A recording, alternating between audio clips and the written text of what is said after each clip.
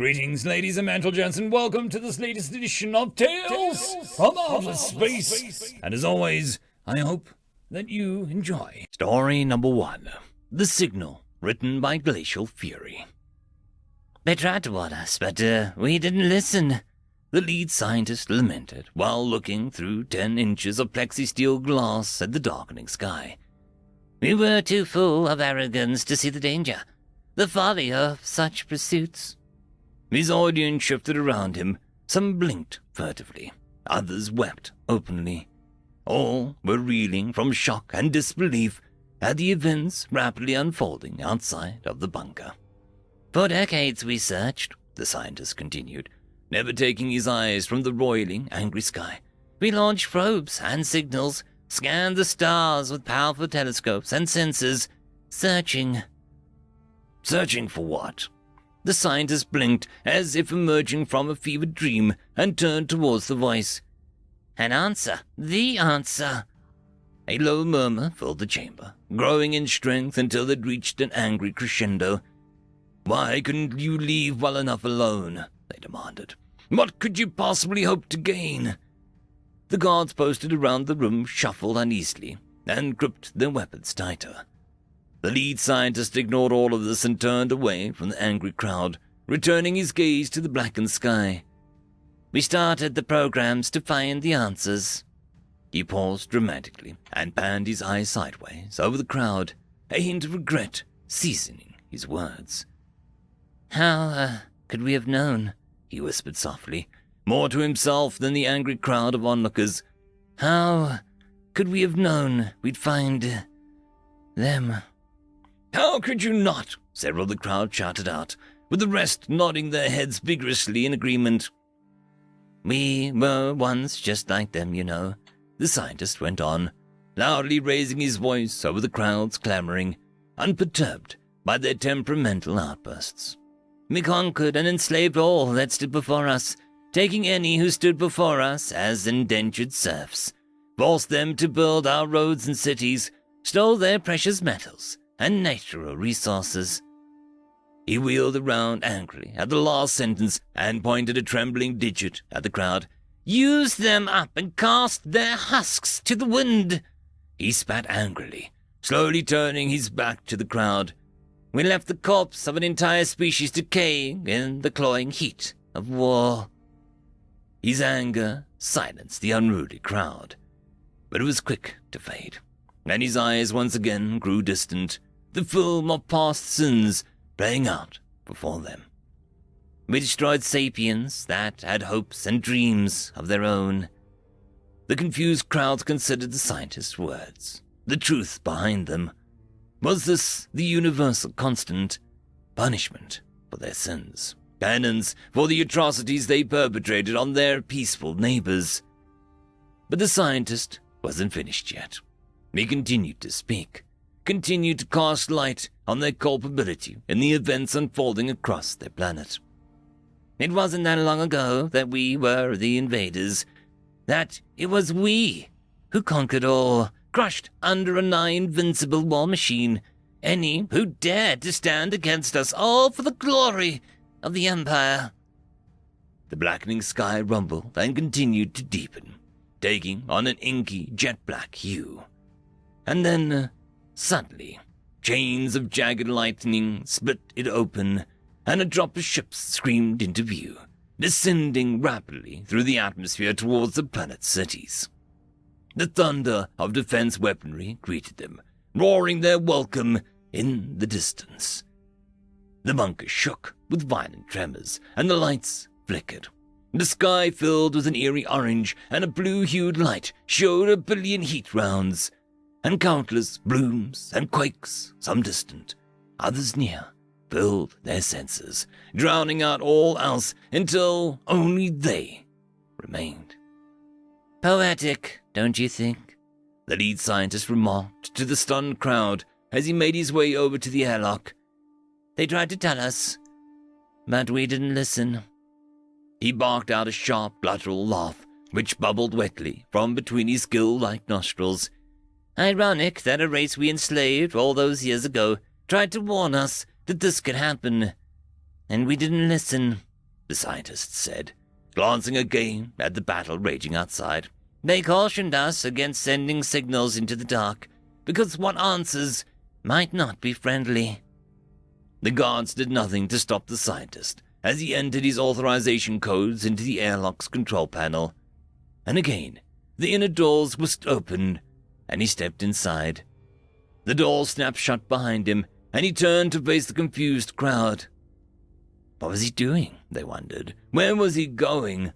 He wasn't safe out there. Had he lost his mind?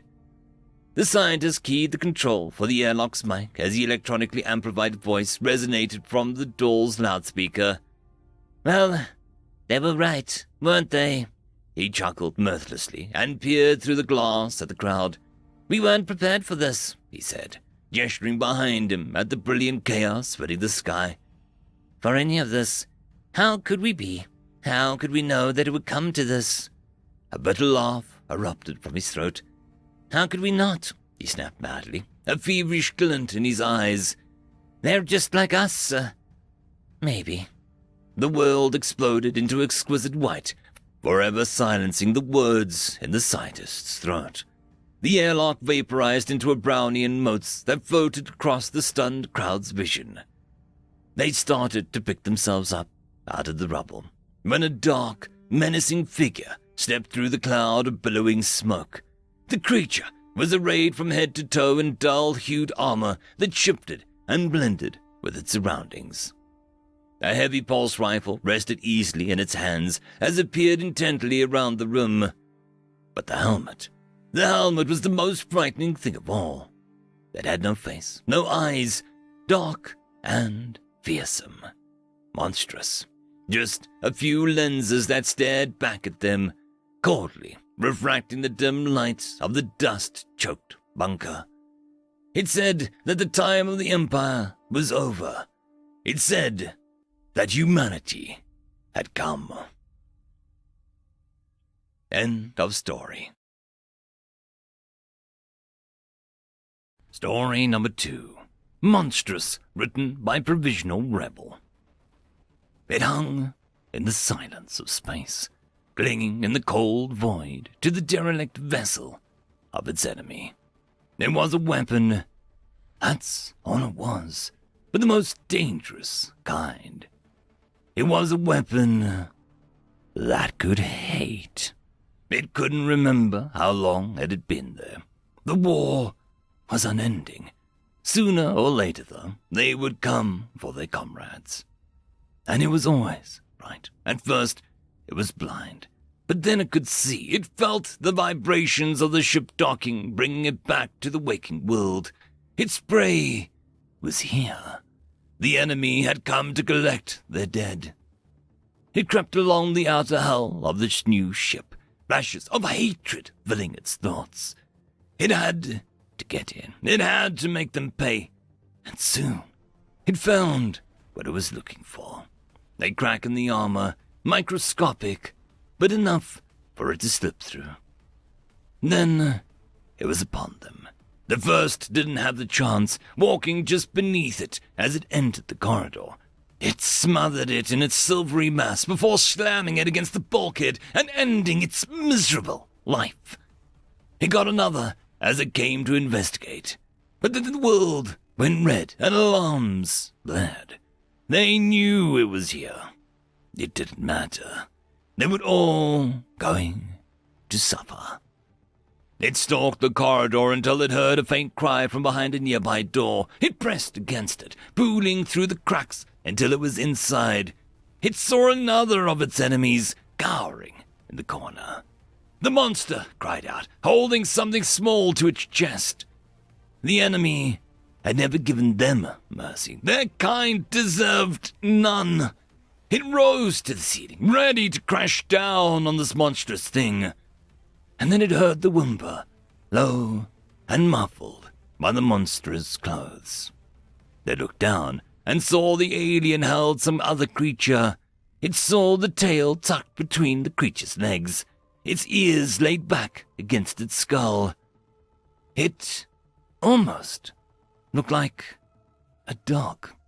No, it was a dog. It looked like a mutt, almost familiar, like one that he'd once had, and looked so terrified in the monster's arms. The shapeless thing paused, and then it began to recede and pull together, its silvery liquid forming a familiar shape that it couldn't quite remember. He was a he. His gaze fell down to his body, an amorphous mockery of a biped. This wasn't right. The silvery figure raised one of its hands to look at it. That's what he had. Hands. The silvery appendage slowly became solid, hands with fingers forming at the end of each. He clenched them into fists, remembering the muscles which used to pull beneath his skin. He took a step forward, but it wasn't right either. His body splashed across the deck. His gaze fell to his legs, and they became defined. Why hadn't he had legs? Finally, he looked outward again. This monster, no. Just a child. It looked like the enemy, but the skull was all wrong. Her face, it was almost human. They'd never had ears like that. They had never had noses like that. What did he look like? He ran a hand along his face where it should have been, but it was smooth and cold to the touch. He remembered his nose, his ears, his mouth, and his eyes. They all came back into focus, and he felt his face manifest. He wanted to cry. He felt pain where his heart once was. It was crushing him, but he couldn't cry. Why couldn't he cry? He just couldn't bring himself to tears, to cry out and let his pain leave him. He felt his lips stretch into a frown, and then remembered that he could speak. What have I done? End of story. The algorithm reckons you should be watching this video next, and I recommend that you should be always watching my video. So, click with energy! And yes, clicking that does help the channel. Thank you very much. I just want to give a quick thanks to the Tier 5 patrons and channel members. Alithia, Barky, Fudic Yol, Cam Maxwell, Caspar Onholtz, White Van 420, Lord Asrakal, Arcalian, and Oakfield.